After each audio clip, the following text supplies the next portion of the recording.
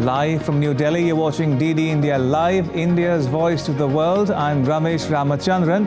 Coming up in the next 30 minutes.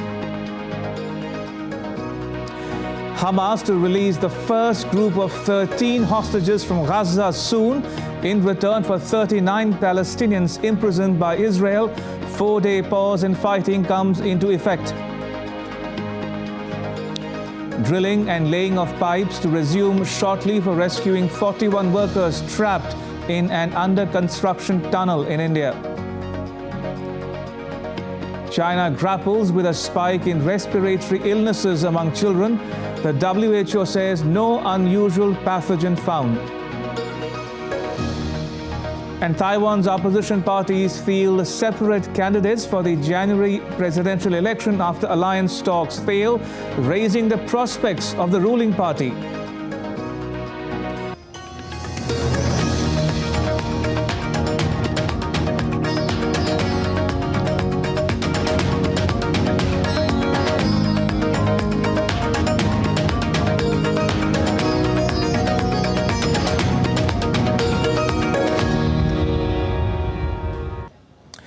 A 4-day ceasefire between Israel and the Hamas in Gaza came into effect today. Now, this is the first pause in the 48-day-old conflict. Dozens of Israeli tanks were seen moving away from the Gaza Strip as the temporary truce began.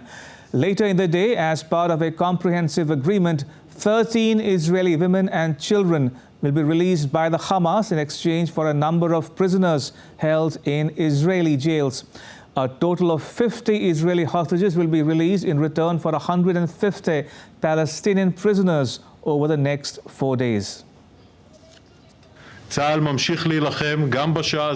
IDF continues to fight in the Gaza Strip at this time as well. Control over northern Gaza is the first step of a long war. We are preparing for the next stages.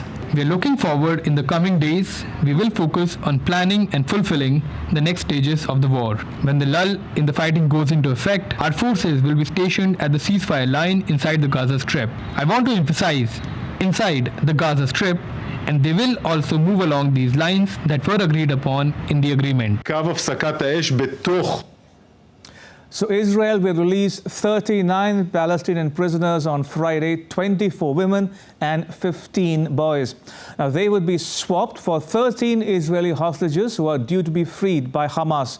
The prisoners will be handed over to the International Committee of the Red Cross.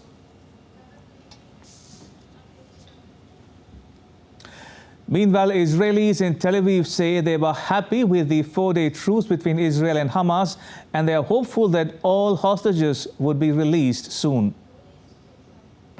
I just want to see the children come back. We want all of them to come back. But the first group of children will start breathing again, I think.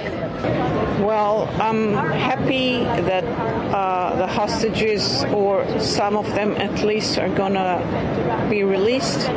Hopefully everyone will, and this is the only thing that I care about at this very moment. I think all other things will be resolved later. It's not something that we don't think about, but we really need the hostages back now. We are more than happy to hear this news. We are very happy with any hostages that are going to be released.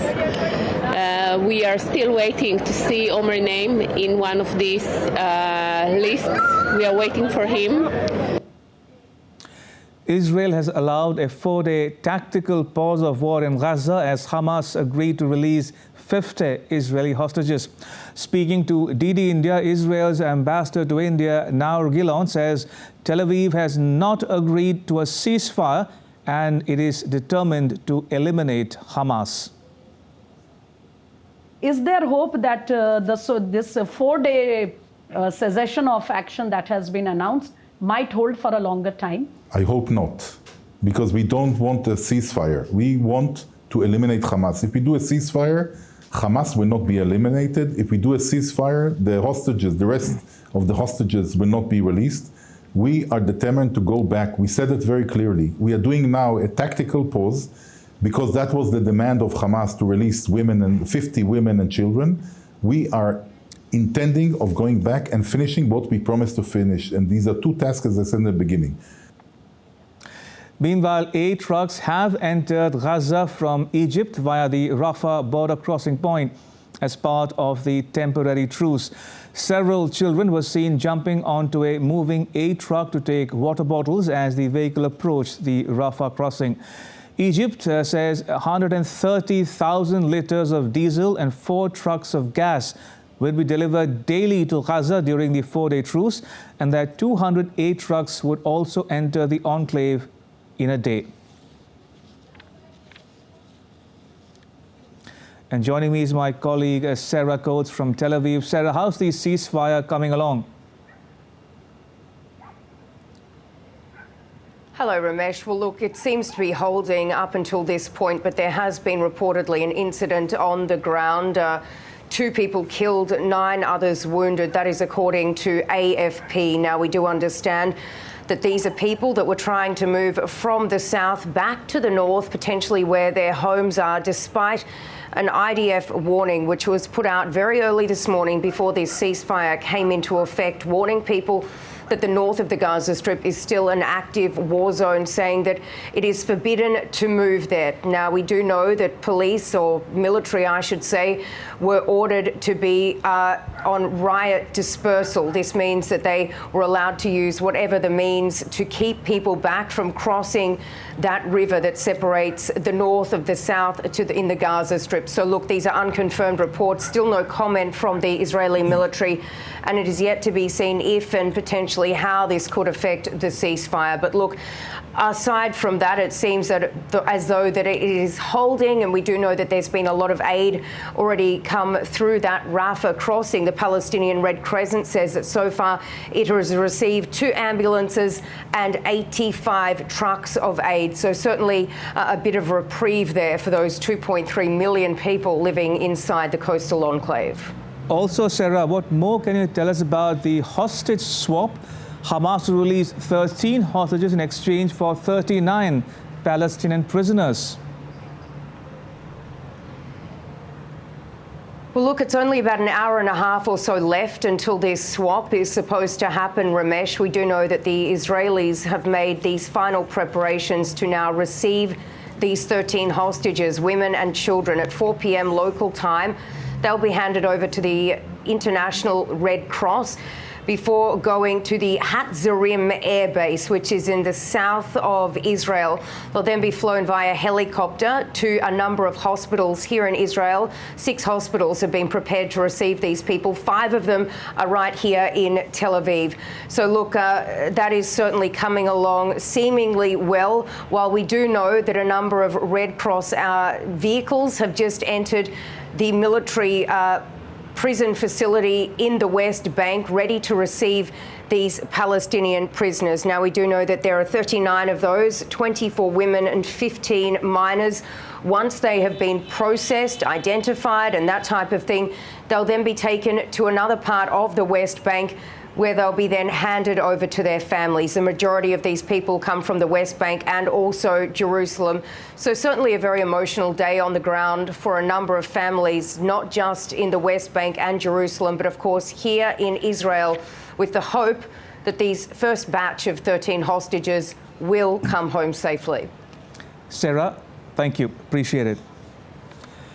In some more news from West Asia, a Qatar court has accepted a plea by India against the death penalty awarded to 8 former Indian Navy personnel.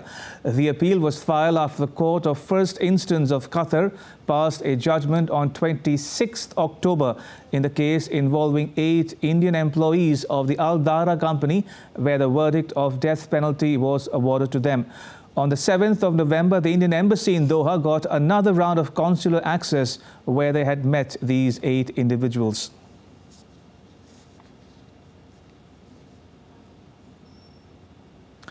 All right, now take a look at some other stories making news around the world. The Lüttach municipality in the Austrian province of Tyrol has turned to snow farming as a solution to combat climate unpredictability. With a 2-kilometer ski trail made from last year's snow, the cross-country snow trail on the Tyrolean High Plateau is ready to welcome snow skiers even in the delayed snow this season. South African former Paralympic star Oscar Pistorius, jailed in 2014 for killing his girlfriend Reeva Steenkamp, could get another chance for an early release at a parole hearing on Friday. A hearing in the Attergreville Correctional Centre near the capital of Pretoria is to decide if he should be released on parole. And the news coming in is that he'll be released on parole on the 5th of January. Thousands gathered in central Madrid to watch the switching on of Christmas lights in the Spanish capital. Madrid's mayor, José Luis Martínez Almeida, kicked off the Christmas season by lighting up the big tree of Sol Square. UN Secretary-General Antonio Guterres and Chile's President Gabriel Boric are in Antarctica to raise awareness about environmental challenges.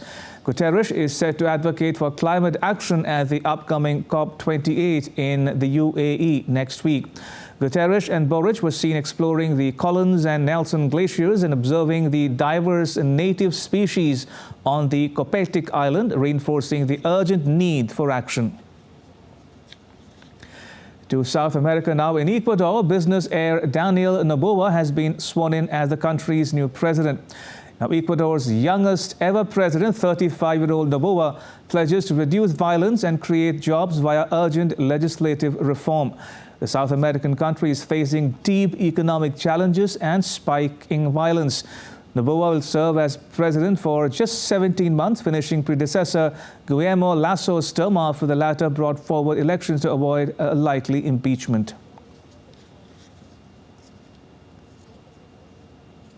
To fight violence, we must fight unemployment. The country needs jobs. And to create them, I will send urgent reforms to the Assembly, which should be treated with responsibility and by putting the country first.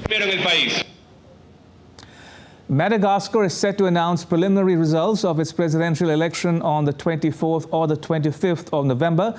The country's incumbent president, Andry Rajoelina, is on course for a re-election in a vote marked by low turnout and an opposition boycott.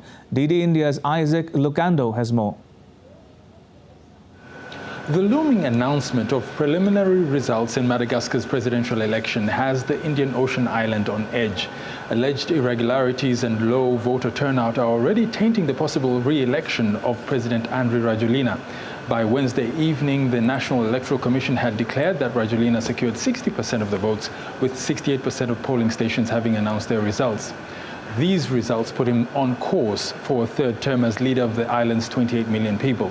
However, 10 out of 13 candidates in the election have already declared that they will not support Rajoelina's possible election. Allegations of his acquisition of French citizenship in 2014, a factor for disqualification, contributed to many of them boycotting the elections. Rajoelina, a former DJ and mayor of the capital, Antananarivo, served as the president of a provisional government in Madagascar for 5 years before later being elected president in 2019. Isaac Lucando in Dar es Salaam, reporting for DD India. And still to come on DD India Live. A preview of the UN Climate Change Summit to be hosted by the UAE. India's Minister of External Affairs addresses the 6th Australia-India Leadership Dialogue. And it's Black Friday in the US. Americans kick off the holiday shopping season.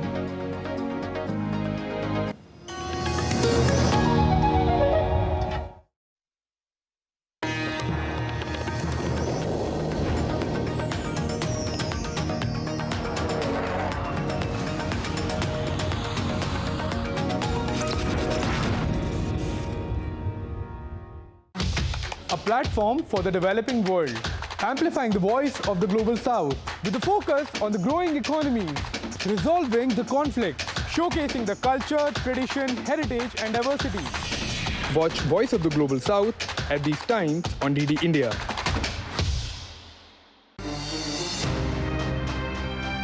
Recent conflicts, wars and calamities have displaced millions of people worldwide.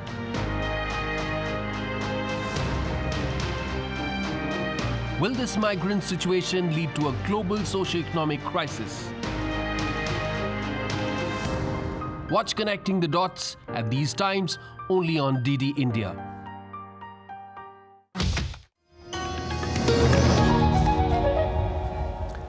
You're watching DD India Live. I'm Ramesh Ramachandran. A massive rescue operation to prepare an escape route for the 41 workers trapped inside the Silkyara tunnel in India's Uttarkashi has reached its final phase. Relief teams have made a concrete platform for the auger machine. The auger drilling machine has been reassembled. A new pipe will be put in after the welding, which process will take about 2 hours. After 2 hours, the officials will push the pipe inside the tunnel, and they hope that they will face no more obstacles. Now, the rescuing team is just 5 meters short of making physical contact with the 41 trapped workers. The government of India is ensuring that koi aisi cheez na rahe, no resources left which has not been mustered and which is required and not been mustered for this particular rescue operation. वहां पर एक ground penetrating radar का इस्तेमाल किया गया। इससे काबिलियत है 5 मीटर अंदर तक देखने की into the soil। उससे ये साबित हुआ है कि शायद अगले 5 मीटर में कोई ऐसा ऑब्स्टिकल, जिस तरह से आपने देखा है कल और परसों भी, जिस तरह से ये steel pipe, girder, iron girder, ये सब आ गए थे, इस तरह की कोई अड़चन जो है वो अगले 5 मीटर में नहीं है। तो उम्मीद है कि the movement of the auger will be of course done very very deliberately, मगर उम्मीद ये है कि it will be smooth 5 metre तक। So the rescue operation at the Uttarkashi tunnel collapse has reached day 13, and authorities are now confident that they will soon reach the breakthrough point. Despite encountering some hurdles with the machine, the work is soon to begin. Take a look at this report filed by my colleague Dibyendu Mondal. It's day 13 and the rescue operation at the Silkyara tunnel is underway. As you can see behind me, the authorities are undertaking the rescue operations here at the Silkyara tunnel. We had a press briefing where it has been informed that there had been some hurdles which was witnessed by the authorities since the 22nd. They had successfully removed these obstacles. The auger machine had also been halted from operation because of certain operational challenges, which includes the pipes inside which had been damaged. The platform on which the auger machine was kept was also had also received some damage. So therefore, the operation was halted for some time. However, the welding of the operation has the welding of the pipes, in fact, have now resumed here at the Silkyara tunnel, and the auger machine will soon start drilling. The vertical drilling through the auger machine will soon start, and it is about 7 meters to 8 meters that is left to go inside where the workers are currently trapped. The authorities are hoping that if there are no further obstacles, which they have analyzed through a technology called the GPR technology, they are hoping that there are no further obstacles like the iron girder which they had faced since the 22nd. They could reach the breakthrough by tomorrow, is what the authorities have informed here at the Silkyara tunnel. It is perhaps now only a matter of time to see the workers coming out of the Silkyara tunnel, and the NDRF and all agencies here, including the medical staff, is on standby to ensure the safe rescue of the 41 trapped workers here at the Silkyara tunnel. With camera person Gaurav, this is Dibyendu Mondal from Uttarkashi for DD India. The 28th Conference of the Parties to the UN Framework Convention on Climate Change, or COP28, is set to kick off from the 30th of November until 12th December in the UAE. The COP28 agenda outlines a comprehensive framework encompassing diverse themes and initiatives aimed at catalyzing global action to combat climate change. The world stands at a critical juncture in the fight against climate change. This gathering in the UAE signifies the collective commitment required to navigate the intricate challenges posed by climate change and forge a sustainable future for all. Brazil's President Luiz Inácio Lula da Silva laid out Brazil's priorities during his G20 presidency, which begins in December. In a cabinet meeting with his ministers, Lula stressed the need to focus on issues such as reducing hunger and poverty, addressing climate change, and reforming global governance to bring about a meaningful change. He also criticized international financial institutions for their practices and called for reform, insisting expansion of the UN Security Council. The G20 foreign ministers will meet in Rio de Janeiro in February to discuss these priorities. Now, this comes after India's Prime Minister Narendra Modi hosted a virtual G20 summit to review policy goals set at the previous summit. The 6th Australia-India Leadership Dialogue is being hosted in Melbourne, bringing together more than 100 leaders from business, academia and government to help shape the deepening relationship between the two countries. Addressing the dialogue, India's Minister of External Affairs S. Jaishankar said that India and Australia's friendship extends from sea to space.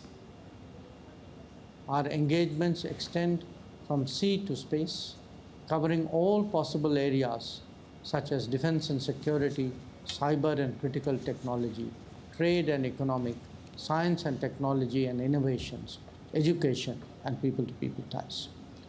Even our bonds of cricket have strengthened further, though not always to India's advantage. Sri Lanka's central bank reduced its key policy rates by 100 basis points on Friday to boost growth as the country struggles to emerge from its worst financial crisis in decades. The CBSL has forecast Sri Lanka's economy will shrink 2% this year after a 7.8% contraction in 2022 when it went into a tailspin because of a severe foreign exchange shortage. The World Bank, however, has predicted a 3.8% contraction in 2023. The World Health Organization says China has shared data about a recent surge in respiratory illnesses among children, one day after the agency said it was seeking more information about the possibility of undiagnosed pneumonia cases there. According to a WHO statement on Thursday, the Chinese data indicated no detection of any unusual or novel pathogens. DD India's Andrew Wood has more from Hong Kong. The World Health Organization, it asked for information because there were these reports, sometimes unconfirmed, of an increase in apparent clusters of child pneumonia, and also because the Chinese authorities themselves have said there'd been a rise in respiratory illnesses. So China apparently provided the information, test results and so on to the WHO within the 24-hour period, and the WHO seems to be satisfied with that. Remember, these are the highest levels that China has said for 3 years, and don't forget that that means we've had the highest levels since the end of the pandemic measures towards the late last year when they were lifted. So in a way, it's to be expected there would be a rise in respiratory illnesses because all of those strict rules and regulations and measures that China put in place to control the spread of COVID also controlled the spread of things like flu and other sort of respiratory illnesses. So the conclusion seems to be that the rise in respiratory illnesses was to be expected because you've had the end of the COVID restrictions, and we're in in November, October, November, that's when the start of the flu and the cold season starts. The government has not given anything, well, not that much information publicly. The warning was sounded by an organisation known as ProMed, which is a worldwide network for monitoring unusual diseases or even known diseases, but something that may not be captured immediately by official statistics. And ProMed also raised the alarm too in the earlier days of the COVID pandemic. And don't forget, both China, the Chinese government, and the WHO are under a lot of scrutiny. They had a lot of criticism in the early days, especially, of of the pandemic, that they were very slow in giving information out about the spread of COVID. In news from Ireland, at least 5 people, including 3 young children, were attacked in a stabbing incident in the capital, Dublin, on Thursday. The country's Prime Minister Leo Varadkar says the police has detained 1 suspect. As per the police, 1 girl sustained serious injuries, while the other 2 children are being treated for less serious injuries. Police added that the other 2 remaining persons are also being treated for serious injuries. And a clash between protesters and riot police broke out in Dublin after the knife attacks. Police in riot gear pushed back protesters near the scene of the stabbing. Now, Ireland's police chief says 34 people had been arrested over rioting.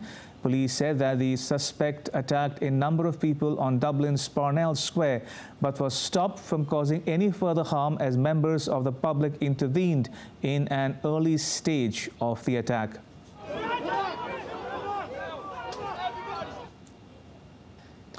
And while speaking to the media, Ireland's police chief said he had not ruled out any motive in relation to the stabbing in Dublin, including whether it could be terror-related. To the Indo-Pacific now, opposition parties from Taiwan rushed to register their presidential candidates before the deadline as China increases pressure on the island. Talks of a joint ticket between the Kuomintang and Taiwan People's Party failed dramatically on live television with no agreement reached. The Democratic Progressive Party, in contrast, has proceeded smoothly with its election campaign. Now, this political drama has had little impact on Taiwan's stock market, although the tourism and hospitality sub-index experienced a significant drop because of concerns over relations with China. It's Black Friday in the US. The day when Americans kick off their holiday gift buying is often one of the busiest shopping days of the year, and retailers offer steep discounts to compete for consumers. But as Tony Waterman explains, there is a dark cloud hanging over this year's shopping bonanza.